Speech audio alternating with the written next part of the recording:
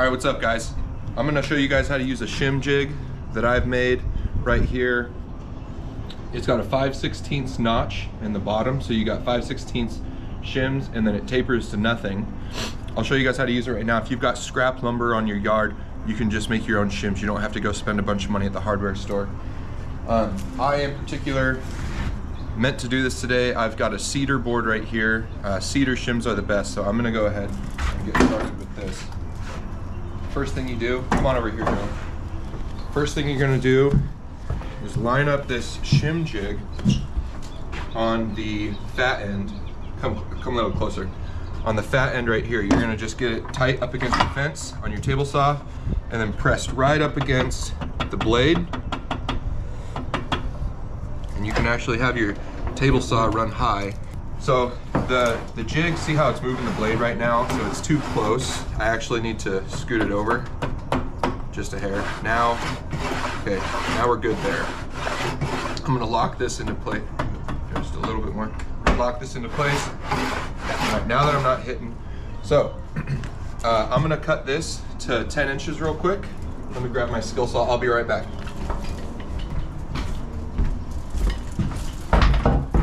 This jig is set up to make 10-inch shims. You can see right there, from the end to the cutout, the notch is 10 inches. So you want to cut your scrap board 10 inches.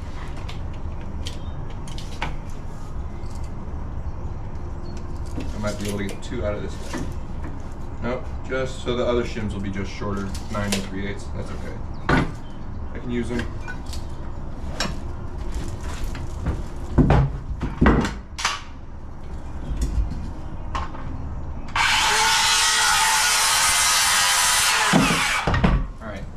Now that we have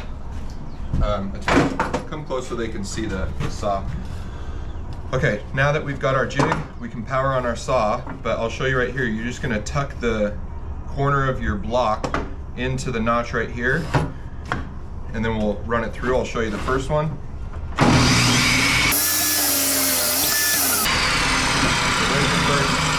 Here's the first shim. It's got a perfect taper to it. The next thing that you have to do, you have to flip the block over. You can't run it through the same way because now it's got a taper to it. So you flip the block, tuck it into your shim jig, do it again.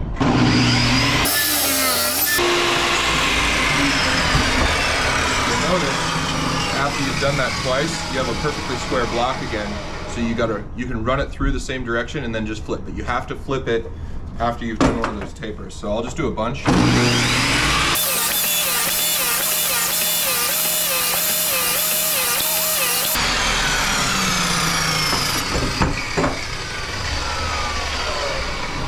See, that was 1, 2, 3, 4, 5, 6, 7, 8, 9, 10, 11, 12, 13, 14, 15, 16, because Joe's holding 2, so you get 16 shims out of about 1 block of wood, and then you end up with about this. I'm not brave enough to try to shim that down, so this is just trash.